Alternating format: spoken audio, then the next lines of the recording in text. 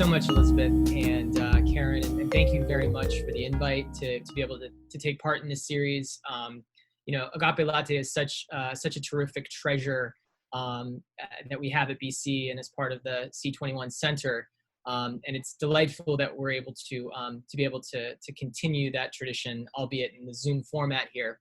So first things first, before I dive in, I just want to start out with a cautionary tale of my internet. So I am positioned in my house in pretty much the best place for it to be quiet and also still have pretty good internet connection.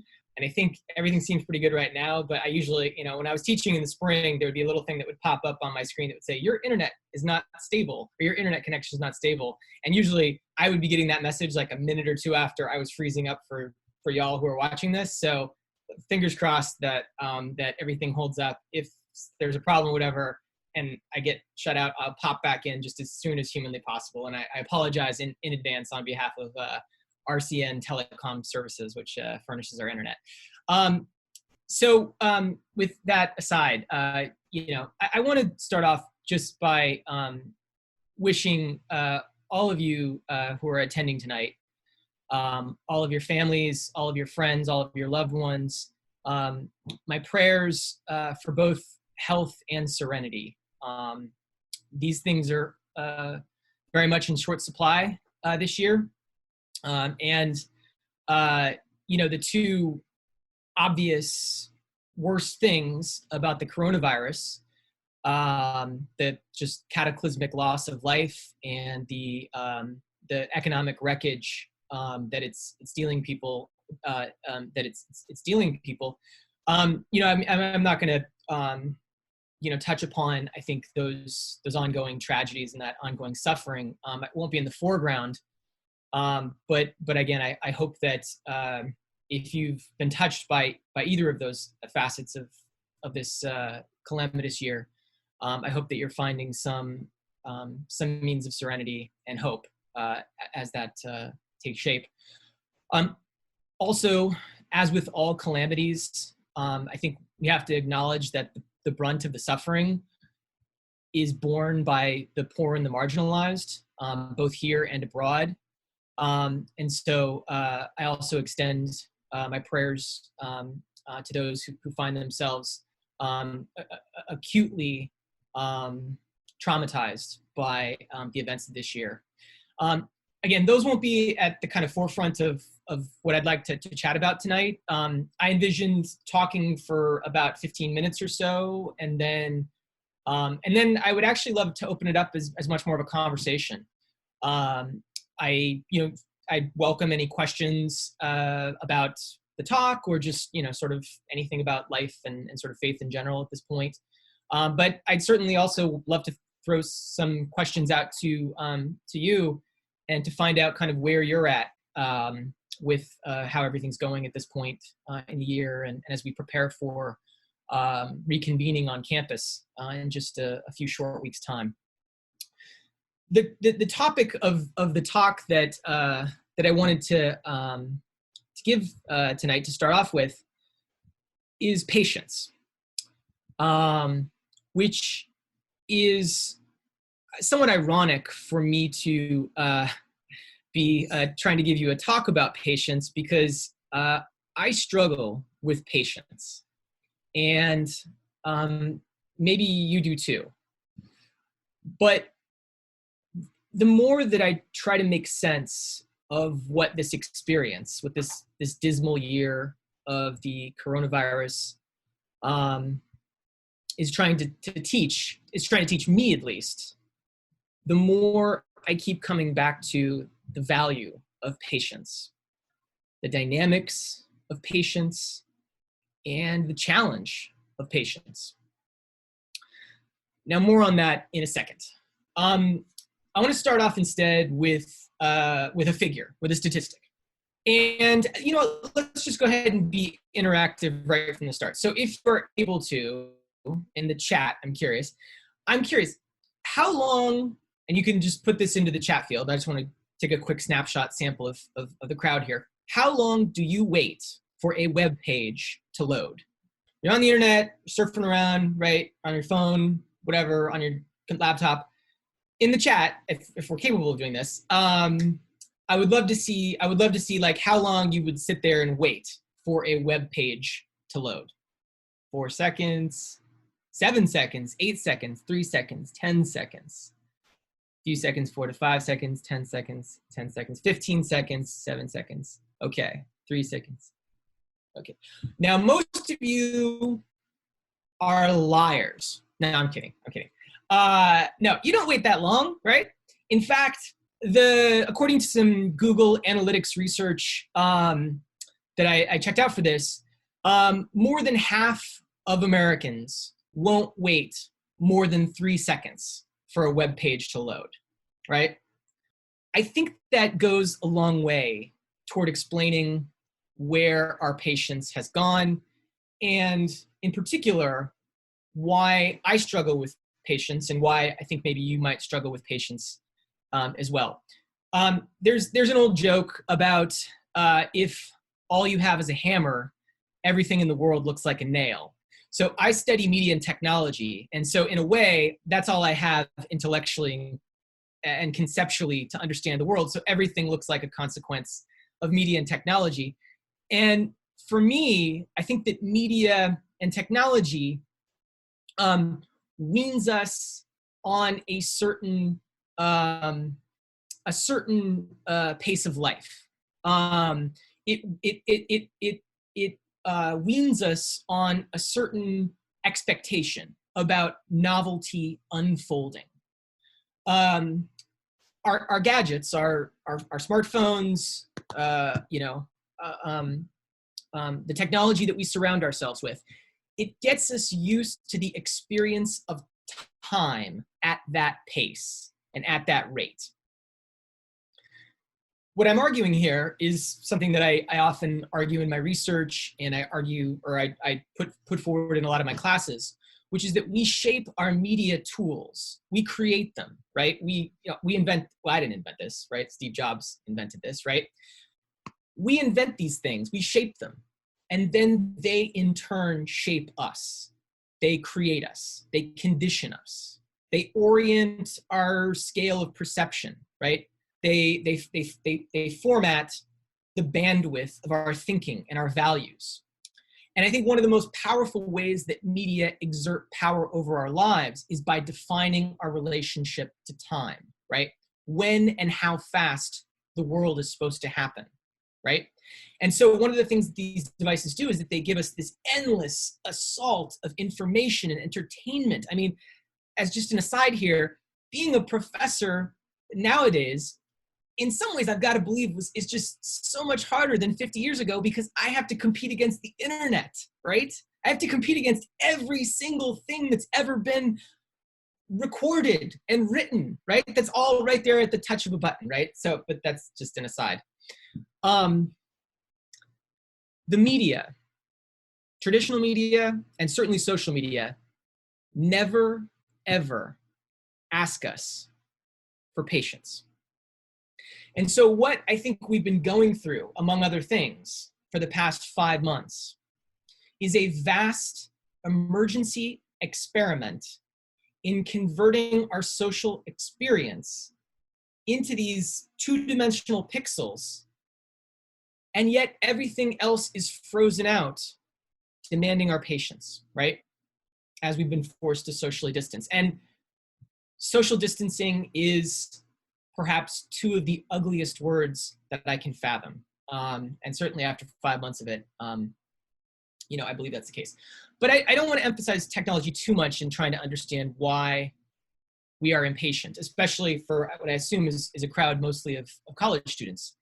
I think age, particularly the age that I think a lot of you all probably find yourselves at, you're probably especially prone to impatience, right? Because in many ways, the age that you're at represents a liminal state, right? An in-between state, right? For people in their teens, in their 20s, there's a kind of temporary nature to life that naturally lends itself toward impatience, right? You are living the in-between, even in normal times, right? Like, leave aside the the trauma of this year, even in normal times, you're experiencing this in-between phase, right? You're going somewhere, but maybe you're not exactly sure where that is yet, right?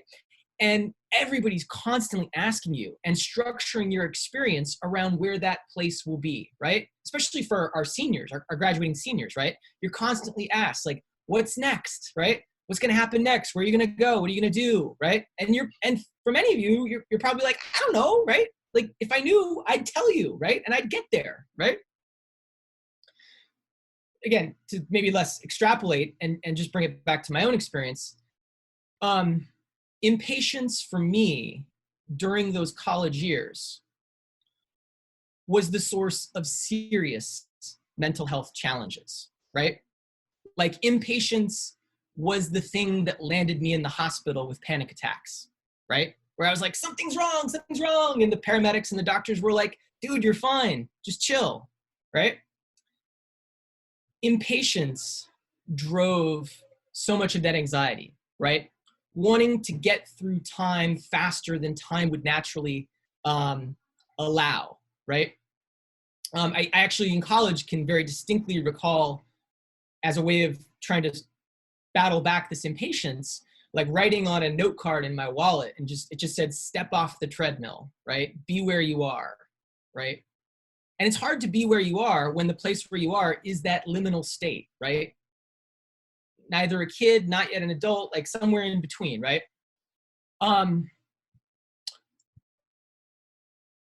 One of the things that I think was most instrumental in helping me cultivate patience was one of the most influential mentors I've ever had, who I encountered when I was studying abroad my junior year in Tokyo, Japan. It was this French guy, professor at the university. He was a Jesuit, and he spent his whole life and his whole career studying Buddhism. And I was taking a lot of classes in Buddhism from him, and he was teaching the practice of meditation to students on campus, which has maybe as its number one goal, patience, right? I mean, meditation has many, many benefits, but patience is the goal and the benefit in many ways of meditation, right? Trying to concentrate your mind on nothing at all but your own breathing for minutes at a time, right? Your mind is impatient though, right? Your mind, we've got these well-developed, evolutionarily sharpened minds, right? It wants to jump around, right? It wants to like constantly jump to the next thing, right? I've for 20 years, I've been, since I had this mentor, I've been trying to get good at meditation. I'm not good at meditation, right? I keep trying, right? 10 minutes most days when I wake up, right? Some days are good, some days are bad, right? My mind jumps around, right? The days that are good though, there's a way in which patience cultivates a presence in the world, right? You kind of space out. Your brain goes kind of dumb for just a few minutes, right? There's a clarity. There's like a weightlessness. There's an emptiness, right? You're sort of there, but you're sort of not, right? You're perfectly patient. Now, back to this sort of moment that we're in now. It's March. Campus is evacuated. My daughter's, I have she was in first grade this last year. Her first grade school shuts down. It's a shelter in place moment, right? The first day that all of this is unfolding, that we realize I'm going to be teaching my classes from home. My daughter's going to be taking her first grade class from home. I go to the fridge and I put up a sign on our fridge that said patience, right? Because we were going to be reduced to this home space for who knows how long, right? So you had to have patience with the limits of just like, especially in those first couple of weeks, it was like the only thing you could go out and do is just like go to the grocery store, right? Or like, try and sneak in a jog, right? So you had to be patient with where you could go, and there's a restlessness that pushes against that. A patience that you have to have in your interactive and sort of social experience, right? Because first of all, you're only, when you're frozen out, right, because of social distancing, really the only people that you can interact normally with are the people that are in your immediate vicinity, right? Which is just, for most of us, it's just a handful of people in our households, right? And even harder still for folks who live alone. You know, that's even more traumatizing, right? You know, patience of the unknown, right? Early on, we didn't know what was going to happen with the spread of the virus, right? And certainly patience in terms of as we enter into this new school year. I recall one of the first days that like the shops opened up or whatever, and I happened to be in a different city, and I went to a store or whatever, and there was just like I needed new running shoes because I just one of the ways I was trying to get some energy out, because I'm restless, right, is I was just running through my sneakers. So I need to get some new running sneakers. And I went to get some new sneakers, and the line was like around the door just to get into like the sneaker shop or whatever, right? And it's just like, okay, so I asked the guy, like, how long do you think to get into the Nike shop or whatever? And he was like, well, 30, 40 minutes. And I was like, okay, patience, right? Patience is so much of what COVID is demanding of us, right? Patience is so much of what COVID is trying to teach us, right? Patience goes down to even the patience of like the lag time on Zoom, right?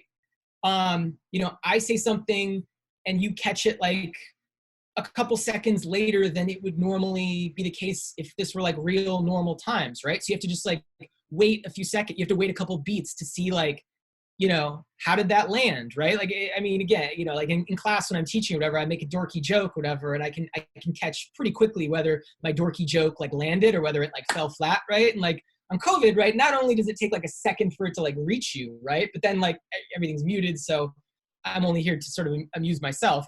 But you know, patience is going to be essential as we get back into this school setting, and more on that in a second. But I wanted to just bring up one passage because I was looking through, you know, what the Bible could offer on the question of patience, and I want to just read very briefly from Ecclesiastes chapter 7 here. So this is a quote from chapter 7 of Ecclesiastes. Better is the end of a thing than its beginning. I just pause on that for a second. Yeah, like, I mean, like, are you talking about the pandemic here? Like, yeah, like better is the end of a thing than its beginning, right? I keep going. And the patient in spirit is better than the proud in spirit. Be not quick in your spirit to become angry, for anger lodges in the hearts of fools. Say not, why were the former days better than these? For it is not from wisdom that you ask that. Maybe patience is one of the things that coronavirus is trying to teach us, right? And maybe, and I want to leave with one last possibility before I sort of open it up to some conversation here. We have been confined, for the most part, for the past 4 or 5 months to our screens, right? That's been the only means of social interaction, or the majority of our social interaction has taken place via screens.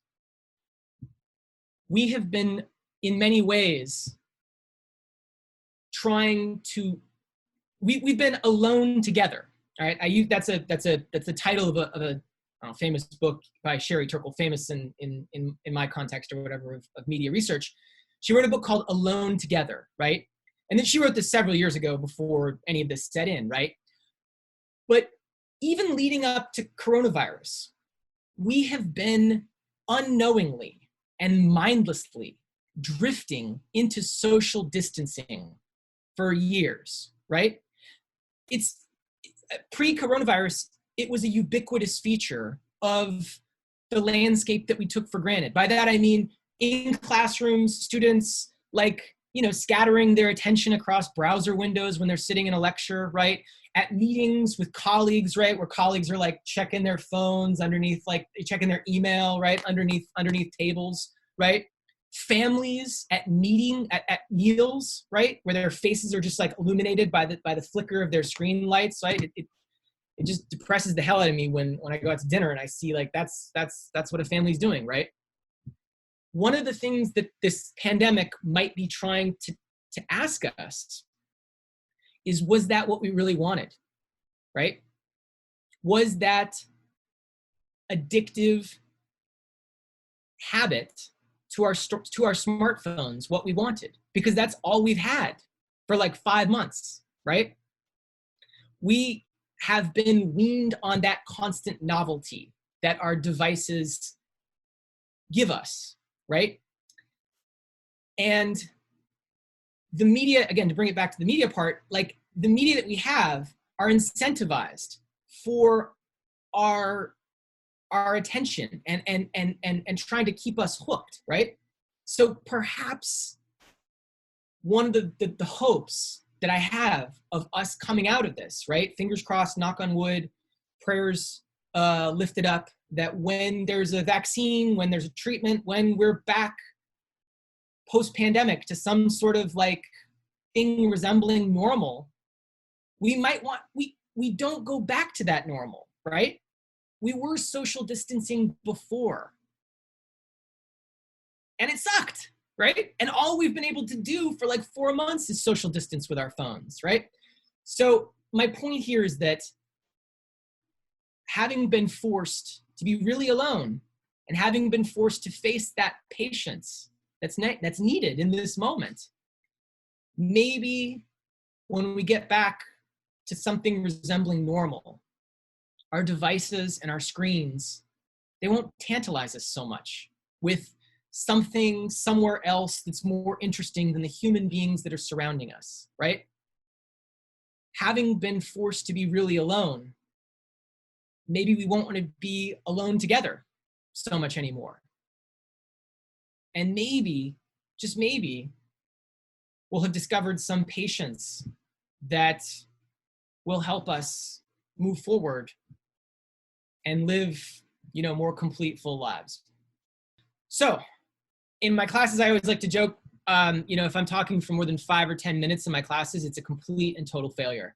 By that, I mean, I always like to have like interaction and conversation and people like disagreeing with me and like, and patience, Serazio, like that doesn't work with Zoom. So anyway, I'll open it up now to any, questions or conversation. Well, as people are formulating, if you have questions, feel free to hop in. But, I would love to actually ask a question of the crowd and maybe somebody's, willing to jump in and offer their thoughts. I mean, I am really curious. I mean, I've had somewhat limited interaction with students on email this summer since classes ended. But, I'm just curious, how this summer has been for you. I mean, how are you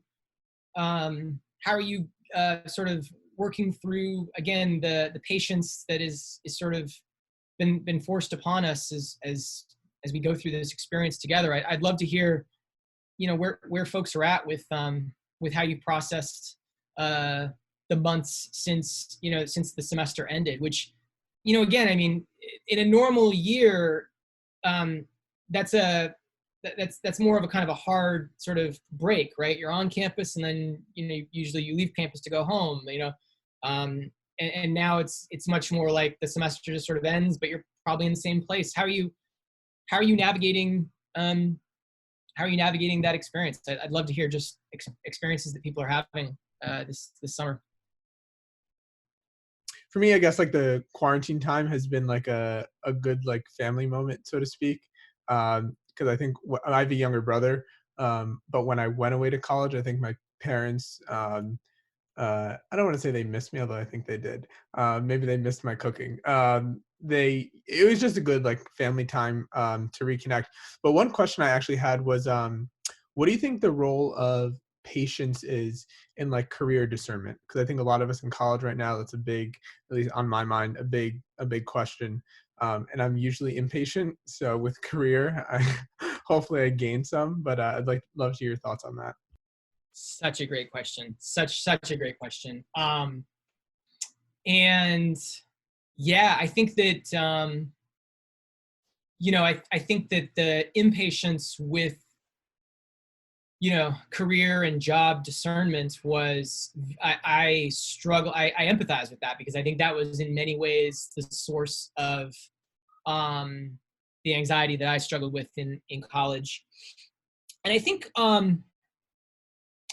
I think that, well, one thing that I tried to, one thing that I try to disabuse my graduating seniors in particular, although certainly I extend this advice to all classes, but one thing I try to disabuse my graduating seniors of is the notion that you have to figure out a career at this juncture, because I think that, you know, and I say this with complete playfulness. There's a bit of hubris in thinking that you can know what your career is going to be, right, at this age, right? And understandably so, right? Because our BC students are motivated, initiative taking, focused, hustlers.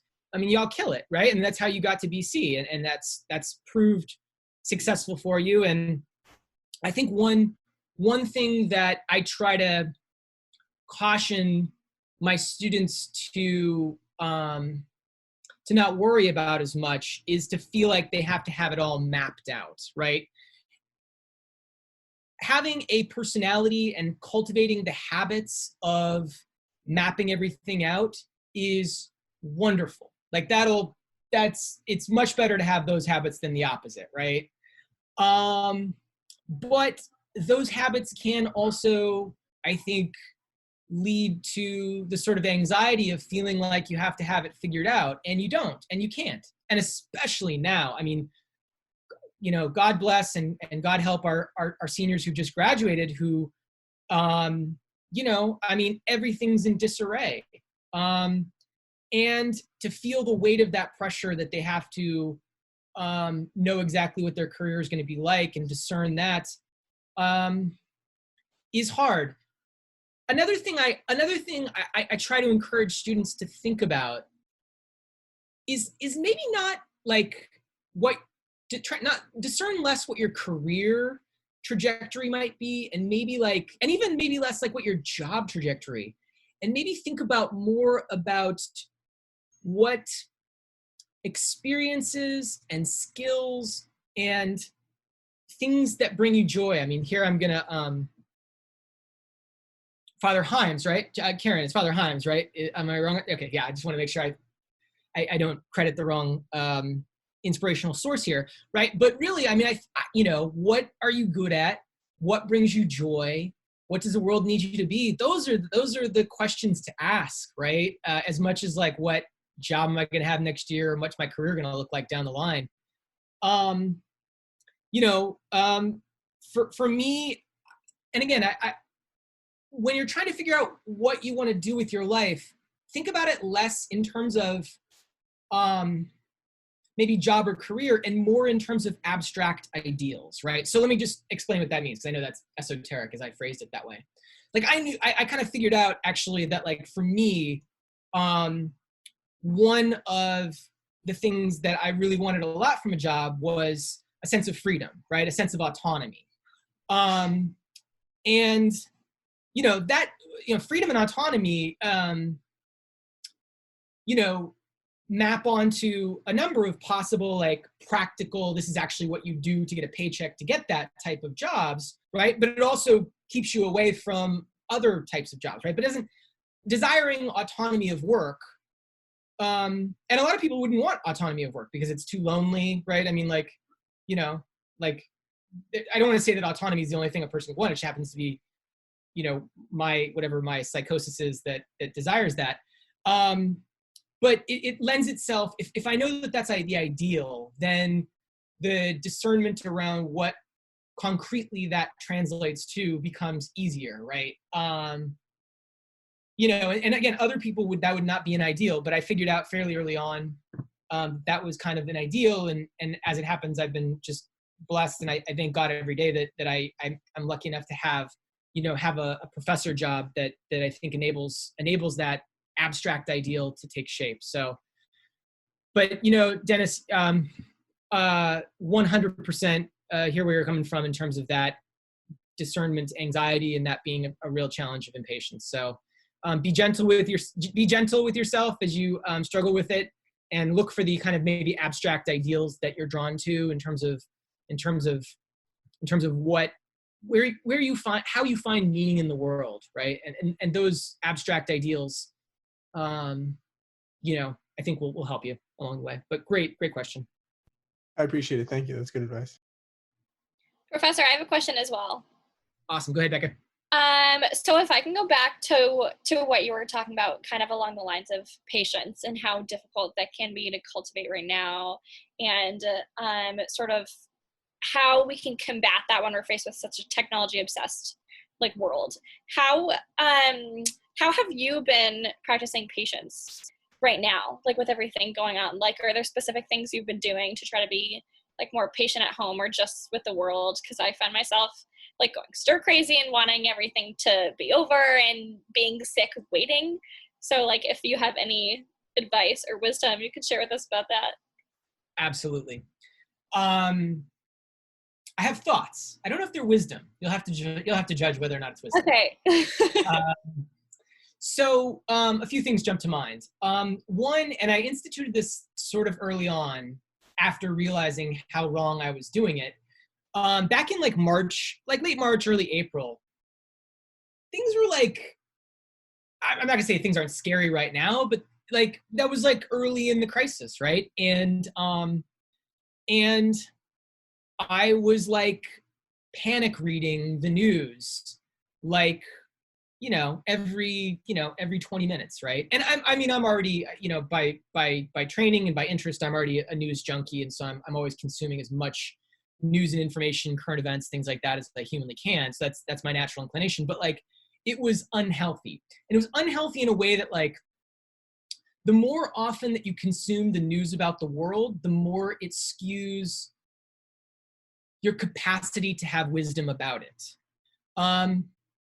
Which is why I think like something like Twitter is for the most part complete garbage, because again, it cultivates a certain sense of like, oh my God, right? It's just, it keeps you on edge too much. So point being, as I was like reading too much news too often, I realized after a couple of weeks of that, and I was like having like chest pains. Actually, like early on, Julie and I, my wife and I, like both like were like, do you feel this like chest pain or whatever? And both of us were like, yeah, like what? I mean, I think it's COVID, right? And it didn't turn out to be COVID. It was just grief.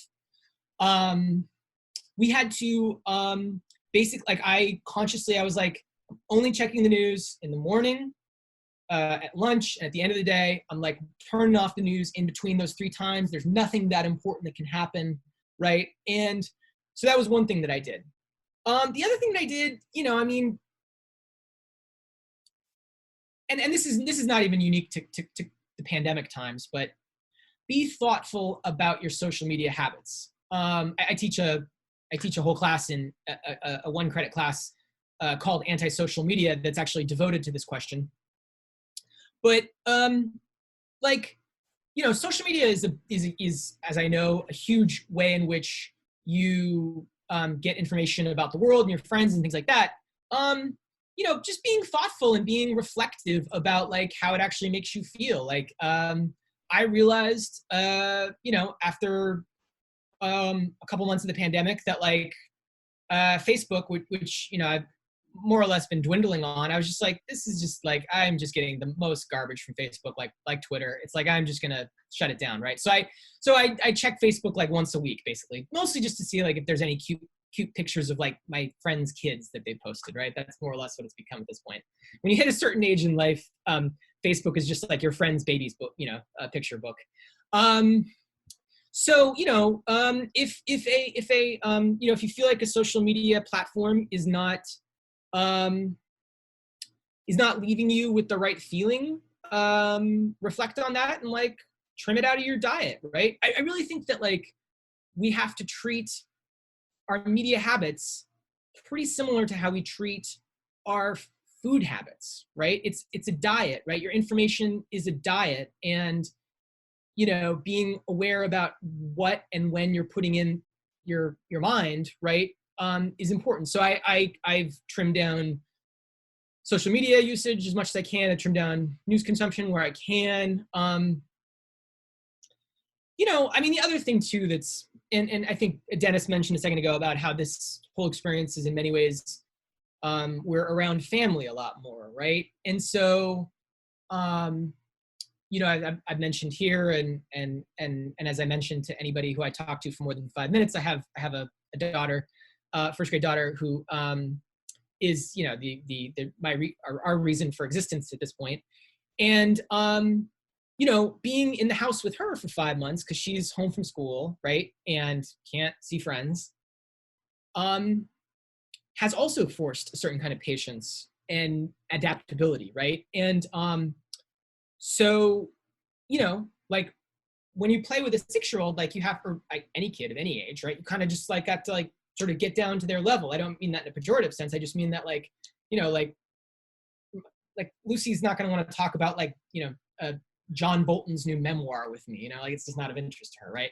And so, you know, like at the level of like when I'm playing with her, like quite literally, like when I play with her, like I don't want to have the phone on me, right? Like literally, I don't want it in my pocket. Like I want it across the room, right? So I'm not tempted to be impatient with our interaction and our playtime and to be drawn out of that, right? And so, you know, patience is all about being in the moment.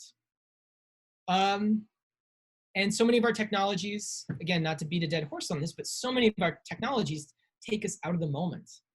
And so, you know, playtime with Lucy, I think, is another way that I've actually been able to cultivate patience, right? Like now, like I'm able to like these days, like I can do like an hour of like Barbie scenarios, right? And I've cultivated an array of like voices, like my accents and like my silly voices that go with different characters, whatever. Like back in March, if you were like, Serazio, like you gotta sit down and do like an hour of Barbie time, I would have been like, no way, man, I don't have the patience for that. Like I can give you like 5 or 10 minutes, right? But like, you know, like it's like a muscle, you know? It's like you know, keep practicing at it. But anyway, it's a great question, Becca. Thank you for asking. Hi, Professor. Thank you so much for talking. I really appreciate it.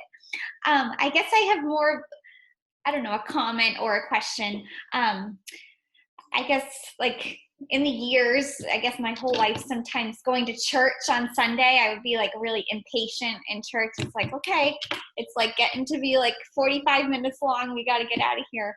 But during COVID, I don't know, when the churches were all closed or where they were online, I really found that, you know, I wanted it to go longer, and I felt like more like, I don't know, more patient and intentional about like going to mass and really being involved in mass. So I appreciate like what you talked about really just like being in the moment and like cherishing what we took so much for granted, like in so much of our lives. And church has definitely like really, I don't know, played a big role in COVID, especially when it was taken away from us for so long. You realize like how important it is, and how like, even if it is over an hour mass, like that's okay. And like you should embrace it and enjoy it. But that's kind of random, but you made me think about it. But thank you for talking tonight. I appreciate it. Thank you for sharing that, Shannon. And absolutely, yeah, know exactly where you're coming from on that. So we go to St. Ignatius, the campus parish basically, and it was probably about a month ago that we were able to reopen for masses. And just as a side note, you know, I mean, you know, like teaching, mass is just not the same on Zoom. I mean, it's just not. Like, I mean, and I say that, and teaching is the same way, and you know, birthday parties, like it's just, this is not real. I mean, I'm hoping, I'm praying that this is like, you know, this is temporary. This is, you know, this is like what the Matrix envisioned, you know, for this dystopia. Anyway, back to your point about mass. Yeah, so the first mass that St. Ignatius reopened for, I completely hear what you mean. Like, I just wanted to linger longer in that space with those people, right? And like we were all distanced, right? Properly, safely distanced and stuff. And it was like, you know, I don't know, I think this may be universal, but maybe not across the US or whatever, but at least at St. Ignatius, they're doing the communion to go basically, like on the way out, right? And so, like I wanted to be like, no, like I want to go, like let me back in, like I want to just like chill in this space longer, right? And so I hear you. Yeah, there's a way in which, and that actually, I mean, when you describe that, which I hadn't thought as much about, but like I wonder in some ways whether our experience on campus as professors and students will mirror that same dynamic, right? So like, like if you're in a class pre-COVID, right? You're bored, right? The professor's like droning on, like you're like looking up at the clock, you're like, when is it gonna be over? I'm impatient, right? And you describe, in some ways that impatience sometimes with mass pre-COVID, right? Maybe a source of hope is that like, when we get back on campus, like we'll all just be much more patient with each other in the classroom, God knows we're gonna need it, right? We're gonna need so much patience back on campus, y'all. Like so much patience. Like everything is gonna be slower. Everything is gonna be like there's gonna be lines to get food. Like it's just necessary, right? There's gonna be, it's just gonna move at a much slower pace. It's gonna demand so much patience, right, of everybody. And it's going to demand patience with each other, right? I want to say this too, just to students here, be patient with each other when you're back on campus, because we're all on the same team, right? We're on Team Human against this virus, and we're all like, we all need to be like united in our fight against it. So like, I know, like, it's going to be hard to like wear masks. Like there are going to be students who don't, you're going to be in somebody's room, whatever. They're not going to be wearing a mask, or like people are going to be social distancing. Like, I know college students are not going to like follow all the rules. Like it's okay. Like I have empathy for that. Like it's the age, but as you admonish each other for not following the rules, be patient with each other, because again, we're all on the same team as we go through this, right? We're all on Team Human against this stupid virus. And so yeah, I would yeah, it's a great, anyway, I've rambled now, Shannon, I apologize for that. But yeah, I totally empathize with that sentiment. I was like, let me back in, Father. I want to get back in. Let me back in St. Ignatius. Anyway, I think we have time for maybe one more question, or if people are want to sign off, it's all good too. I actually have a quick question, kind of going off of that a little bit. So you talk about how the classroom is going to look a little different. I do some work with student admission programs, so obviously we're working with incoming students, and patience is always important with them as they get acclimated to college life, of course. But how do you think, with everything going on and how different college is going to look like when we come back in the fall, that they can use patience to kind of help them make that transition a little bit more smoothly for themselves? For first years you're talking about? Yeah. Yeah. Oh boy. I mean, yeah, my prayers go out to them, to those students as well. I mean, on some level, I don't even want to call it an advantage, but if you're coming to campus as a freshman, you sort of don't know what normal looked like before you got there, right? And so in that sense, fingers crossed, prayers lifted up, if it'll just get better, right, from like this year, right? Assuming again we get a vaccine and we can return to some sense of normalcy. But I think for incoming freshmen, there's going to be a real necessity for even more self-reflection about where they're at emotionally than usual, right? In normal times, that's a tough transition. You're homesick, you miss family, things like that, right?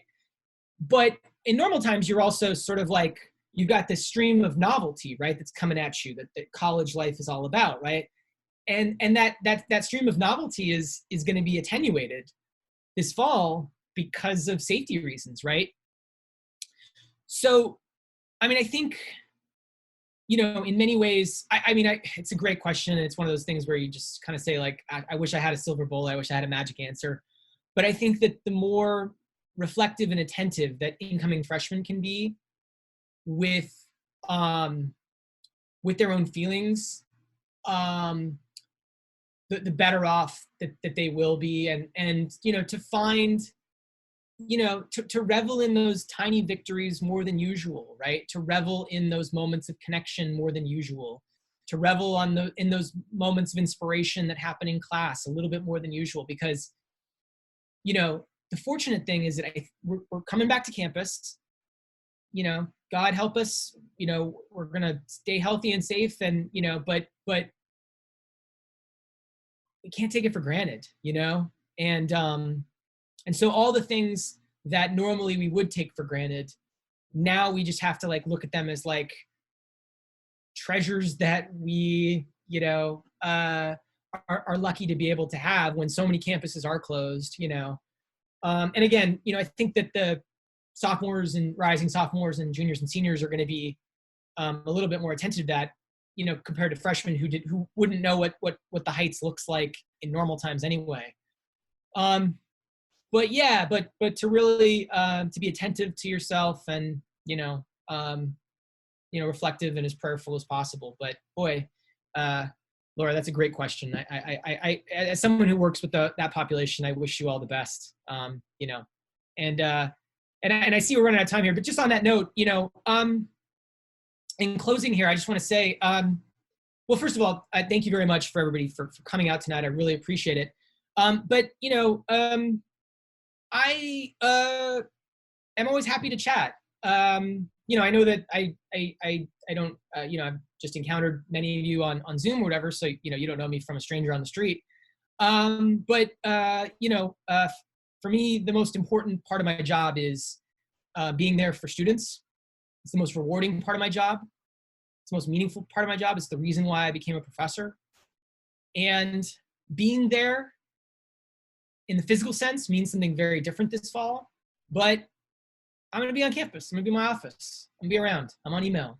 So if you're struggling with any questions about patience or just, anything else in terms of discernment, faith, things like that, don't hesitate to hit me up. I'm always happy to be a listener. And, I'm around as much as they'll let me be, as long as they don't, shut us down. I'm around as much as they let me be. So I thank you again, Elizabeth, and I thank you, Karen, for the opportunity to talk with the group tonight. I thank you guys for listening, and I want to wish all of you and all your families, my hopes and prayers for, a healthy and serene month and a safe transition back to campus.